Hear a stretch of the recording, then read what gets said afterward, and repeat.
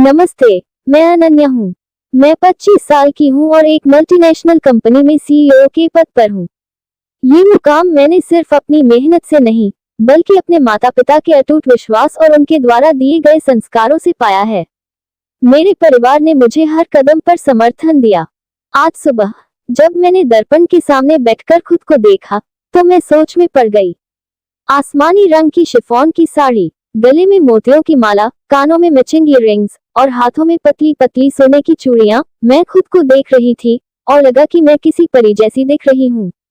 माथे पर छोटी सी बिंदी लगाते ही लगा जैसे मेरा पूरा व्यक्तित्व खिल उठा हो। लेकिन जो मैं आज हूँ, वह सिर्फ इस साड़ी और गहनों से नहीं, बल्कि उन मूल्यों और संघर्षों से बना है जो मेरे माता पिता ने मुझे दिए। मेरा बचपन बहुत खास था। मैं हमेशा से एक मेहनती और जिज्ञासु बच्ची थी। स्कूल में हर कक्षा में अव्वल आना जैसे मेरी आदत बन चुकी थी। मेरे शिक्षक मुझसे खुश रहते और सहपाठी अक्सर मुझसे प्रेरणा लेते थे। लेकिन यह सब मेरे अपने दम पर संभव नहीं था। मेरे पिता, राघव, ने हमेशा ये सुनिश्चित किया कि मुझे और मेरे छोटे भाई आकाश को शिक्षा के हर अवसर मिले। उनका मानना था कि बेटा हो या बेटी, दोनों को समान अधिकार और अवसर मिलना चाहिए। पिता ने हमें न सिर्फ पढ़ाई का महत्व समझाया, बल्कि यह भी सिखाया कि जीवन में संघर्ष करने और आत्मनिर्भर बनने से बड़ी कोई उपलब्धि नहीं होती। मेरी माँ, आराधना, ने हमें जीवन के हर छोटे बड़े पहलुओं में सिखाया कि कैसे सच्चे मूल्यों के साथ आगे बढ़ा जा सकता है। मुझे याद है, जब मैं 10वीं कक्षा में थी, तब मैं विज्ञान के प्रति बहुत रुचि रखने लगी थी। पिता ने मेरी इस रुचि को पहचाना और मुझे इस क्षेत्र में आगे बढ़ने के लिए प्रोत्साहित किया। उन्होंने कभी यह नहीं कहा कि मैं लड़की हूँ, इसलिए मुझे कोई आसान विकल्प चुनना चाहिए। उनके शब्द हमेशा प्रेरणादायक रहे, अनन्या, तुम्हारी क्षमता तुम्हारी पहचान है। इसे कभी कमजोर मत होने देना।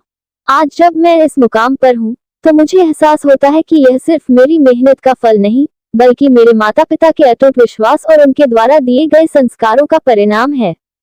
आज लड़के वाले मुझे देखने आ रहे थे। मेरे पिता के एक पुराने मित्र ने मेरे बारे में अपने किसी उद्योगपति मित्र को बताया था, जो अपने बड़े बेटे के लिए एक योग्य लड़की की तलाश कर रहे थे। उन्होंने मेरे गुणों और मेरी सफलता की चर्चा की थी, और शायद यही बात उन्हें मुझे देखने के लिए यहाँ तक खींच लाई थी। थोड़ी देर बाद चमचमाती मर्सिडीज एएमजी हमारे घर के बाहर आकर रुकी। उसमें से लड़का, जिसका नाम वेदांत था, अपने माता पिता और चचेरे भाई के साथ उतरा। उनका पहनावा और उनकी उपस्थिति किसी फिल्मी दृश्य की तरह लग रही थी। महंगे ब्रांडेड कपड़े, सेंट की भीनी भीनी महक और उनकी लगभग से घर में एक नई रौनक आ गई थी।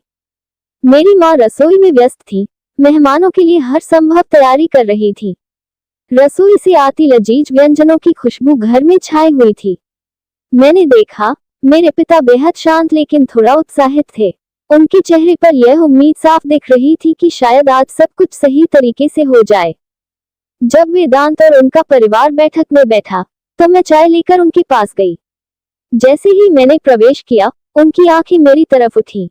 मैंने सिर झुकाकर नमस्ते किया और उनके सामने ट्रे रखी। वेदांत की मां ने मुस्कुराते हुए मेरी तारीफ की, और उनके पिता ने भी मेरी उपलब्धियों के बारे में सुनकर खुशी जाहिर की। मुझे पता है, यह एक महत्वपूर्ण पल है। मेरे लिए शादी सिर्फ दो परिवारों का मिलन नहीं है, बल्कि यह एक साझेदारी है, जहां मेरे सपनों और मेरी पहचान को उतना ही महत्व दिया जाए, जितना मैंने अब तक खुद को दिया है। मुझे यह फैसला सोच समझकर लेना है। जब माँ ने मुझे बुलाया, तो मैं चाय की ट्रे लेकर उनके साथ ड्राइंग रूम में गई। जैसे ही मैं अंदर पहुंची, लगा जैसे कमरे की सारी नजरें मुझ पर टिक गईं। मैंने हल्की मुस्कान के साथ ट्रे को टेबल पर रखा। माँ के चेहरे पर गर्व और आत्मीयता साफ झलक रही थी। मैंने देखा, वेदांत और उनके परिवार के लोग बहुत शालीन लग रहे थे। वेदांत के पिता बातचीत में व्यस्त थे, जबकि उनकी माँ, जो कीमती साड़ी और गहनों से सजी हुई थी, मेरी ओर देख रही थी। उनकी नजरों में एक तरह की जिज्ञासा थी। माँ ने मुझे सबके साथ बैठने का इशारा किया। मैंने धीरे से अपनी जगह ली। इस बीच वेदांत की नजर मुझसे 2-3 बार मिली, लेकिन हर बार मैंने तुरंत अपनी आंखें झुका ली। उनके छोटे भाई की शरारती हरकतें और मुस्कुराहट मुझे थोड़ी अजीब तो लगी, लेकिन उनके चचेरे भाई की गंभीरता पूरे माहौल को संतुलन दे रही थी। तभी वेदांत की मां ने मेरी ओर देखकर मुस्कुराते हुए बातचीत शुरू की। उन्होंने मुझसे मेरी पसंद नापसंद, मेरी शिक्षा और मेरे विचारों के बारे में पूछा। मैं आत्मविश्वास के साथ उनके हर सवाल का जवाब दे रही थी। उन्होंने पूछा, तुम्हारी शिक्षा इतनी अच्छी है, लेकिन घर गृहस्थी संभालने के लिए क्या सोचती हो? मैंने विनम्रता से जवाब दिया, मुझे लगता है कि जीवन में संतुलन सबसे जरूरी है। मैं अपने काम और परिवार दोनों को समान महत्व देती हूँ और मुझे विश्वास है कि यह संभव है। मेरी बात सुनकर उनके चेहरे पर संतोष के भाव तैर गए। उन्होंने वेदांत की ओर देखा और मुस्कुराते हुए कहा, बेटा, अब तुम भी कुछ बात कर लो। उस पल मैं थोड़ा और घबरा गई थी, क्योंकि अब हमारी पहली बातचीत होने वाली थी। मुझे नहीं पता था कि वह क्या कहेंगे या पूछेंगे। वेदांत ने मुस्कुराते हुए मुझसे मेरी हॉबीज, पसंदीदा जगहों और खाने पीने की आदतों के बारे में पूछा। उसकी बातें दिलचस्प थीं, और मुझे लगा कि वह वास्तव में मुझे समझना चाहता है। बातचीत सहज चल रही थी, लेकिन अचानक वह अपनी असली बात पर आ गया। उसने कहा, अनन्या जी, अब आप अपनी नौकरी से इस्तीफा देने की तैयारी कर लीजिए। मैंने चौंकते हुए उसकी ओर देखा और सवाल किया, क्यों भला? उसने मुस्कुराते हुए जवाब दिया, देखिए, हम दोनों एक दूसरे को पसंद करते हैं, तो समझिए कि हमारी शादी लगभग तय है, और शादी के बाद तो आप नौकरी करेगी नहीं। ये सुनकर मेरी भौहें सिकुड़ गईं। मैंने फिर से सवाल किया, जी, ऐसा क्यों? वेदांत ने जैसे अपने फैसले को दोहराते हुए कहा, भला शादी के बाद आपको नौकरी करने की क्या जरूरत है? डैड का इतना बड़ा कारोबार है, हमारी अच्छी खासी आमदनी है, आप तो बस घर में रहकर घर संभालिएगा। उसके शब्द जैसे कमरे में गूंज उठे। एक पल के लिए मैं हैरान रह गई। वेदांत की बातें सुनकर मुझे एहसास हुआ कि वह मेरी योग्यता और मेरे काम को महत्व नहीं देता। उसने मुझे समझे बिना अपनी शर्तें थोप दी थी। मैंने विनम्रता से कहा, शादी का फैसला हमारा साझा निर्णय होना चाहिए, लेकिन जीवन के सपने और प्राथमिकताएं मेरी अपनी हैं। मैं अपनी पहचान को सिर्फ एक भूमिका तक सीमित नहीं कर सकती। जब वेदांत ने कहा कि शादी के बाद मुझे नौकरी छोड़नी होगी, तो मैंने अपने भीतर उठ रहे सवालों को शब्दों में ढाल दिया। मैंने पूछा, लेकिन मेरी जिंदगी भर की पढ़ाई, मेरा करियर और आज जिस मुकाम पर हूँ, वहां तक पहुंचने के लिए मैंने जो मेहनत की है, उसका क्या? उसे ऐसे कैसे छोड़ दूं? मेरे सवाल ने ड्राइंग रूम में सन्नाटा फैला दिया। अब सबकी नजरें हमारी बातचीत पर टिक गईं। वेदांत की मां ने सिया को समझाने के लहजे में कहा, बेटी, हमारे यहाँ किसी चीज की कमी नहीं है। अगर तुम रोज नई साड़ी और जेवर पहनना चाहो, तो भी हमें कोई फर्क नहीं पड़ेगा। उनकी बात सुनकर मैं शांत नहीं रह पाई। मैंने दृढ़ता से कहा, आंटी जी, बात नए कपड़ों और जेवरों की नहीं है, बात है मेरी प्रतिभा, मेरे अस्तित्व और मेरी अपनी पहचान की। मेरी बात सुनकर वेदांत का चेहरा थोड़ी देर के लिए असहज हो गया। शायद उसे यह उम्मीद नहीं थी कि मैं इतनी स्पष्ट और मुखर हो जाऊंगी। अपनी असहजता को छिपाने के लिए उसने तीखे लहजे में कहा, किस पहचान की बात कर रही हैं आप, अनन्या जी? औरत की असली पहचान उसके पति के सामाजिक रुतबे से होती है। श्रीमती शर्मा, श्रीमती पांडे, श्रीमती शुक्ला, बस यही होती है एक औरत की पहचान। और हम कर तो रहे हैं आपकी हर जरूरत पूरी, पाल तो रहे हैं आपको उम्र भर के लिए। वेदांत की यह बात सुनकर मुझे लगा जैसे उसने मेरी काबिलियत, मेरी मेहनत और मेरे अस्तित्व को एक झटके में खारिज कर दिया। मैंने उसकी आंखों में देखा और शांत लेकिन दृढ़ आवाज में कहा, वेदांत जी, आपकी सोच और मेरे सपने कभी मेल नहीं खा सकते। पति का सामाजिक रुतबा औरत की पहचान नहीं है। मेरी पहचान मेरी मेहनत, मेरे सपने और मेरे काम से बनती है। और अगर आपको लगता है कि किसी को पालना शादी का आधार है, तो शायद हम दोनों एक दूसरे के लिए सही नहीं हैं। उस दिन मैंने ये सीखा कि स्वाभिमान से समझौता करके कोई रिश्ता नहीं निभाया जा सकता। रिश्ते समानता और सम्मान पर टिके होते हैं।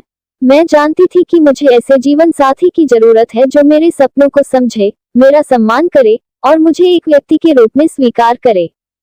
वेदांत की बातों ने मुझे भीतर तक झकझोर दिया। औरत की पहचान उसके पति से होती है, जैसे वाक्य सुनकर मेरे अंदर एक तूफान खड़ा हो गया।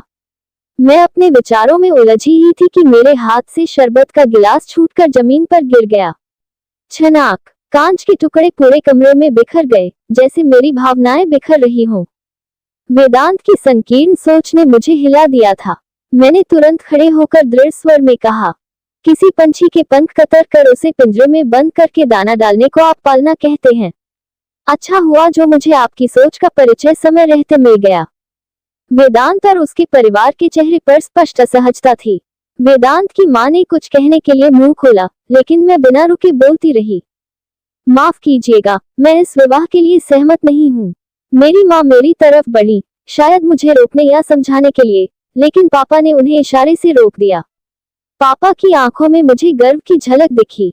उन्होंने हमेशा सिखाया था कि आत्मसम्मान से बढ़कर कुछ नहीं होता। उस दिन मैं उनके सिखाए हर मूल्य पर खरी उतरी।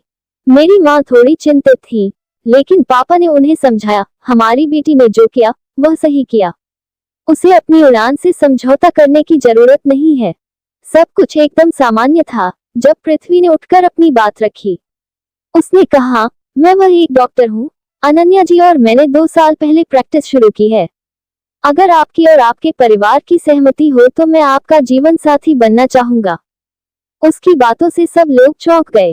वेदांत का चेहरा तमतमाया हुआ था और उसके माता पिता ने भी एक दूसरे को देखा, जैसे उन्हें समझ में ही न आया हो कि ये क्या हो रहा है। पृथ्वी ने फिर अपनी बात जारी रखी, आप लोग यह न समझे कि मैं वेदांत की बात बिगाड़ने का फायदा उठा रहा हूँ। दरअसल मेरे परिवार वाले भी मेरी शादी के लिए लड़की तलाश रहे हैं, लेकिन मुझे अनन्या जी जैसी लड़की चाहिए, जो अपनी काबिलियत से खुद को पहचान बनाए और साथ ही अपने पति के साथ कंधे से कंधा मिलाकर चले। सबकी आंखों में हैरानी थी। फिर उसने मेरे माता पिता से कहा, अंकल आंटी जी, मेरे माता पिता रिटायर्ड स्कूल प्रिंसिपल हैं और मेरी एक छोटी बहन है जो अभी पढ़ाई कर रही है। यदि आप अनुमति दें तो मैं अपने माता पिता को लेकर यहाँ रिश्ते की बात करने आ सकता हूँ। उसके शब्दों ने हमें सोचने पर मजबूर कर दिया। मेरे पिताजी ने एक पल के लिए चुप्पी साधी और फिर बोले, आप लोग सोच विचार कर आराम से जवाब दीजिएगा। आखिरकार जीवन साथी चुनना पूरे जीवन का सवाल है। मैंने मुस्कुराते हुए जवाब हाँ मैं दिया और फिर माँ के गले लग गई। पृथ्वी ने जाने से पहले मेरे पिताजी से कहा, जी अगले हफ्ते अपने माता पिता को आपसे मिलाने ले आऊंगा। और उसका चेहरा संतुष्ट था, जैसे उसे ये पता था कि उसने सही किया है। मैंने धीरे से गर्दन झुका दी और जब पृथ्वी ने मेरी ओर देखा तो मैंने शर्म से अपनी आंखें नीची कर ली। मेरे पिताजी ने उसकी सराहना करते हुए पृथ्वी का हाथ थामा और मुझे मेरे निर्णय की स्वतंत्रता दी।